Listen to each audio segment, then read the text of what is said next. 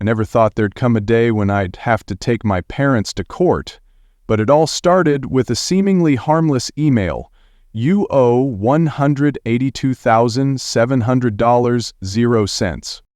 I'm Noah, 25 years old. I grew up in a small town near the southern Oregon coast, a place where afternoons could stretch on forever, filled with the salty scent of the ocean and the distant sound of ship horns blending into the fog. I wasn't rich, nor did I have anything particularly remarkable about me, but I was proud of having pulled myself up from nothing. I had just graduated with a master's degree in finance from Portland and landed a job at a prestigious asset management firm, the first step toward my dream career.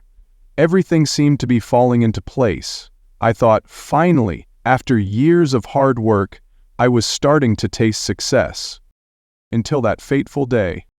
I still remember it clearly. It was a gloomy Tuesday afternoon. I had just gotten home from a stressful day at work. On the kitchen table, my laptop was still on, glowing with an email from the bank. The bold subject line hit me like a punch. Notice of outstanding loan, current balance $182,700.00. I laughed. At first I thought it was spam or a mistake. But when I clicked on it, my blood ran cold. $182,700.00. I had never borrowed more than $45,000.00 for my entire tuition, and I had nearly paid it off in the past year. There was no way this could be real.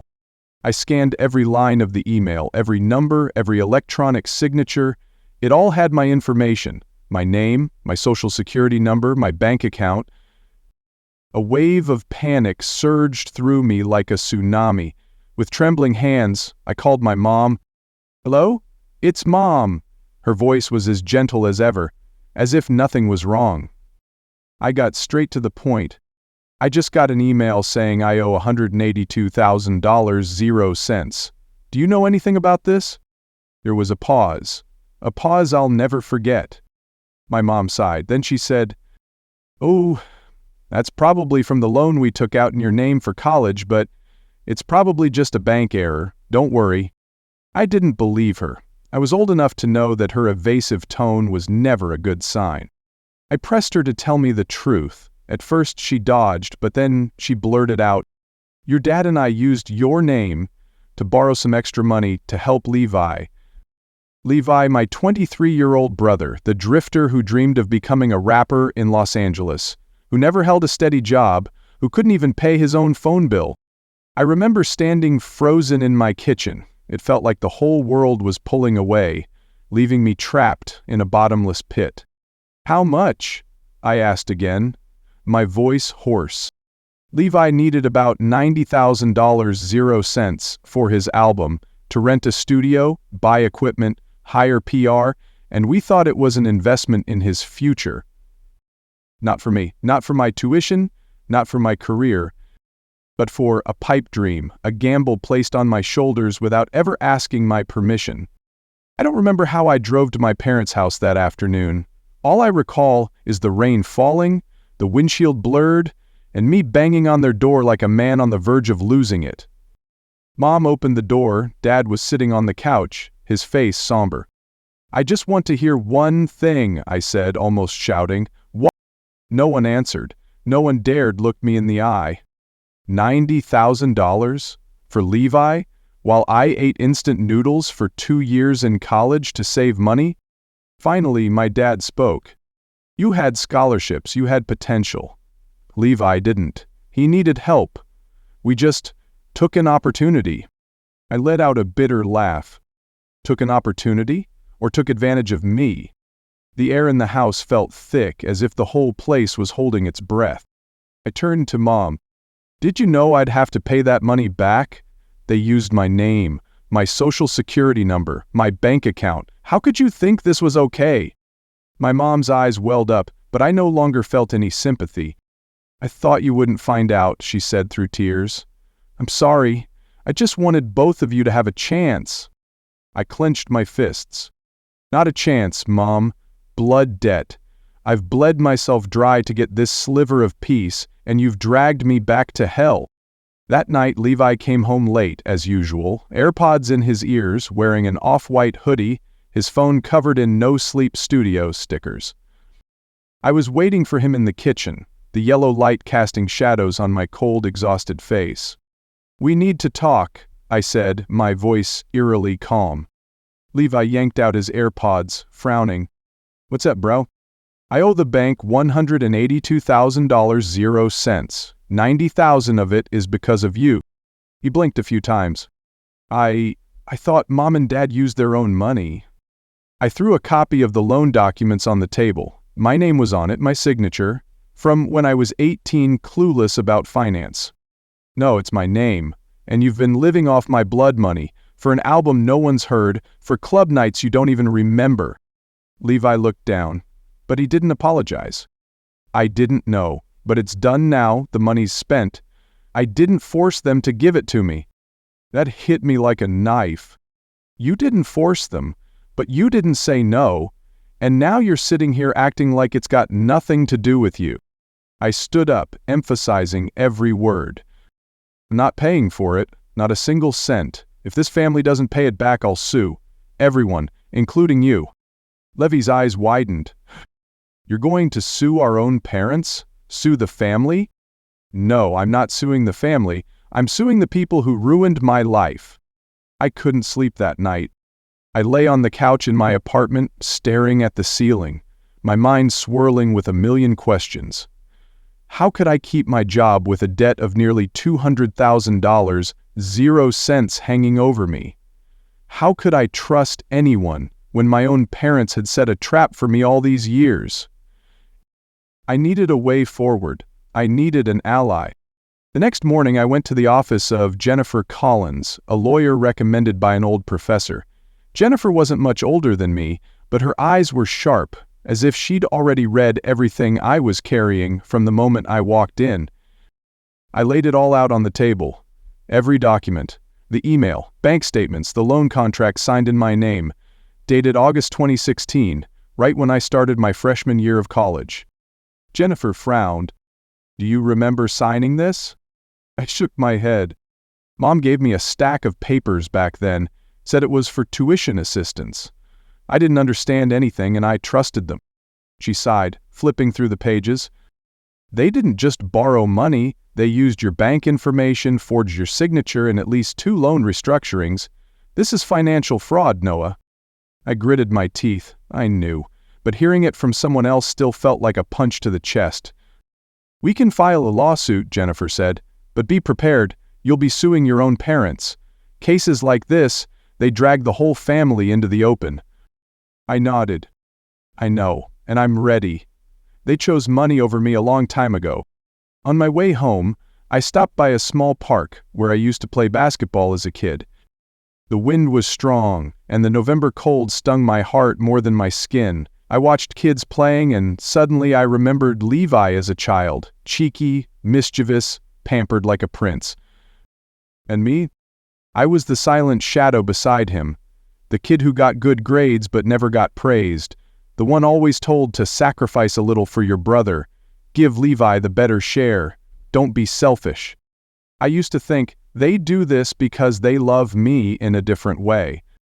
But not anymore. Now, I knew some love is so warped it's just a cover for manipulation.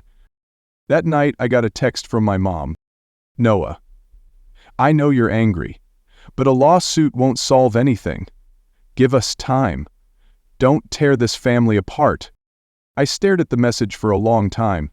Then I replied, "Mom, our family's already broken, you just haven't faced it yet." A week after Mom's text, I got an invitation to dinner. Not from my parents, from Levi. "Bro, come home, I know things are bad, but we should at least talk properly once. Mom's making lasagna." I gave a bitter smile. They really knew how to use memories to pull people back. Mom's lasagna used to be my favorite dish. Now, just hearing the name made me choke. But I went. I wanted to look them in the eye one last time before filing the lawsuit. The house I grew up in was the same old oak dining table, the crooked family photo on the wall, The clock that ran half an hour slow that no one bothered to fix. Levi pulled out a chair for me. Mom set the food tray on the table, her eyes swollen but still trying to smile. "Noah, I know you're upset, but this is your home, no matter what." "Mom," I cut her off. "Don't say no matter what. There's no matter what that justifies this." The air grew heavy. Dad sat in silence, his face cold, as if he'd run out of excuses. "What are you going to do?" he asked bluntly. "Sue," I answered, without hesitation. Mom burst into tears.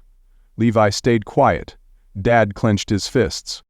"You really want to humiliate your parents in court?" I looked at him, straight, clear. "No, I just want you to take responsibility, whether you're humiliated or not.